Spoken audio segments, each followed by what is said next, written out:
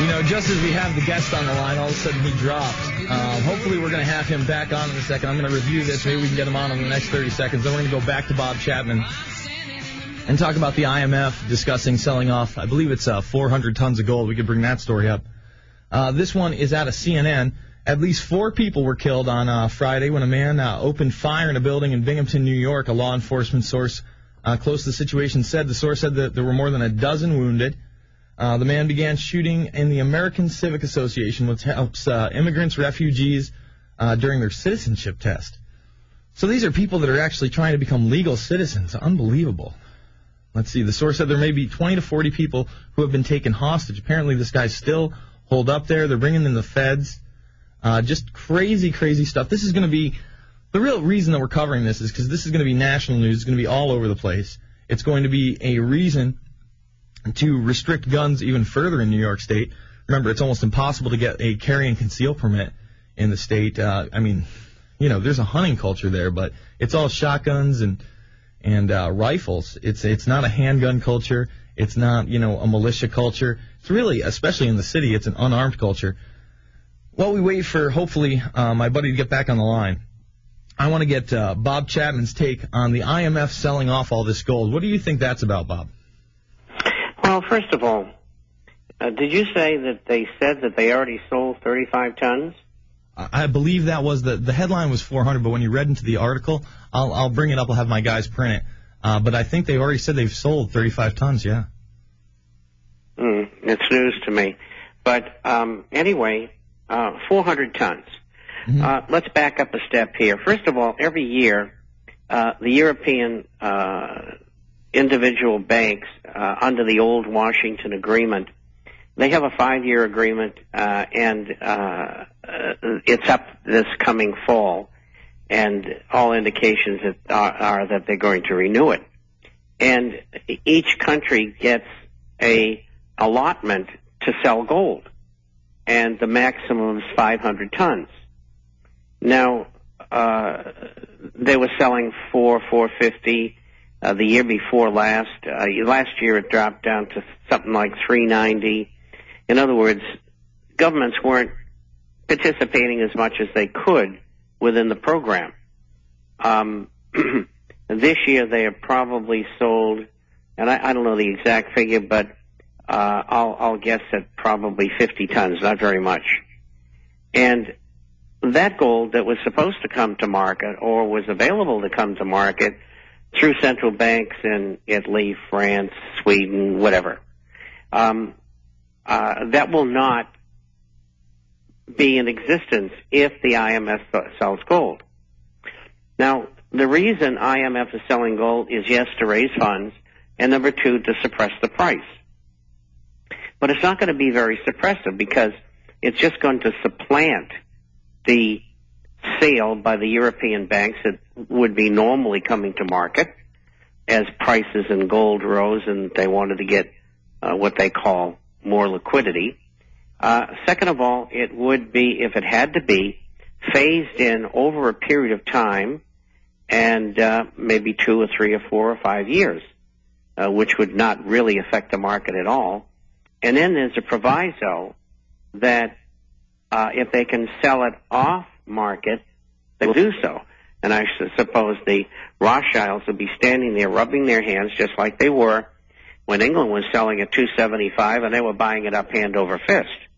And that's a fact that they were the buyers for the most part. Yeah, so they're and then further on top consolidating of that, their it gold, has to right? be approved. Pardon me? I said this is a further consolidation of all this, all these precious metals for these people, correct?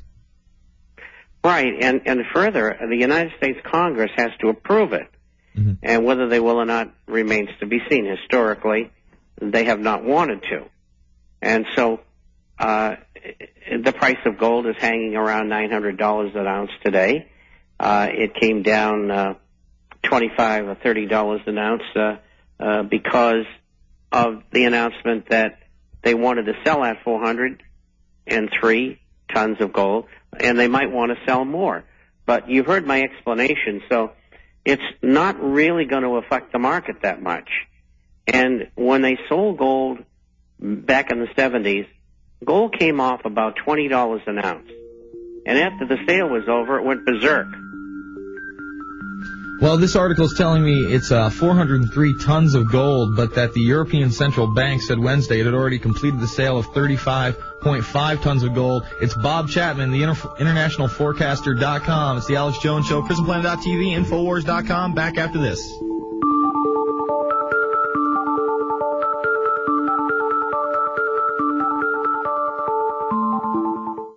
All right, folks, we are back.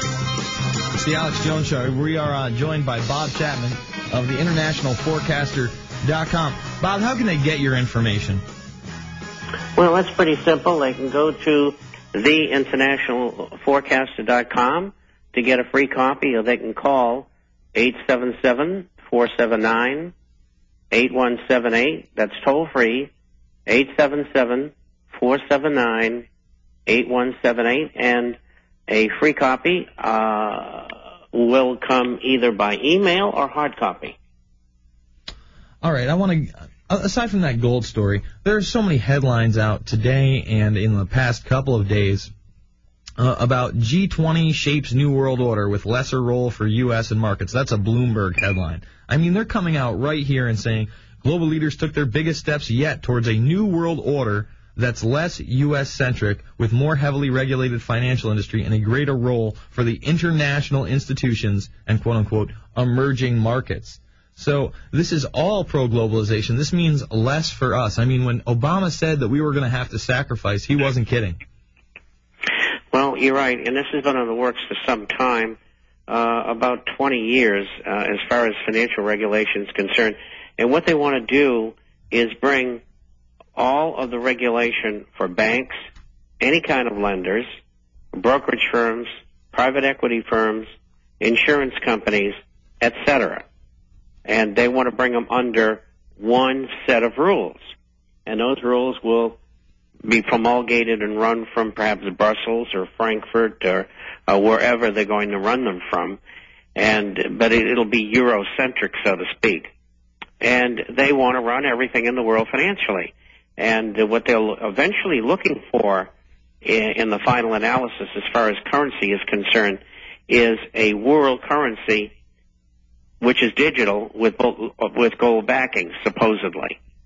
And this currency, because of the nature of it being digital, will mean that every government and this central database, if you want to call it that, will know how much money you have or how much units you have, or how many units you have, I should say, and they'll know exactly what's going on in your financial life. And, of course, it'll go on from there. Next will be who's going to be able to go to university, who's going to be able to study what, who's going to be able to marry who's going to be able to breed, and on and on and on. I mean, this is really, really frightening. Nothing new to me, because, I've seen it for the past 50 years. But for the average person listening today, this has been a long time coming. This is their dream of world government, and we've got to stop them. Yeah, even Anderson Cooper, when discussing what happened to the G20, made the comment that when Gordon Brown mentioned a new world order, this worried a lot of people in the United States because of the negative connotation the phrasing has with people like you and myself, because we know what the new world order is. I mean, it seems like this is their coming out party. There's headlines everywhere. We had the New World Order in time. We had Obama's New World Order in time just last year. They're openly talking about a carbon tax system. I mean, this is it. I mean, we even had Enion Davignon admit yesterday in the mainstream press that the euro was brought about from the Bilderberg Group in the 90s. And we know that the euro is a currency supported by the globalists. Well, I lived in Europe during the 1950s and 60s, and this was bandied about when they had the European Common Market.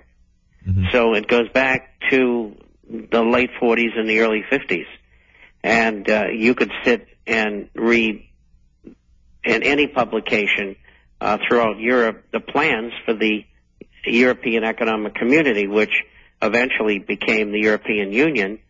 And they talked about the currency then. They didn't talk about world currency, but They talked about a borderless Europe and so on and so forth. And, of course, the excuse in those days was so that it could be defended against the demons from Russia, and also so that Germany could not rise again. These were the excuses in those days. And so, the game has changed somewhat, but that's where they're headed. It's absolutely where they're headed. What are the best proactive steps right now your average citizen can take to combating this? Because our movements have really been co-opted by people like Glenn Beck. For instance, Glenn Beck is going to be here in San Antonio with his 9/12 project on April 15th. And a lot of these people are well-meaning people. They're angry at the government. They don't know who to turn to. They're watching the mainstream media, so automatically they go to Glenn Beck. But Glenn Beck is about to have Popular Mechanics come on his show and debunk the FEMA camps.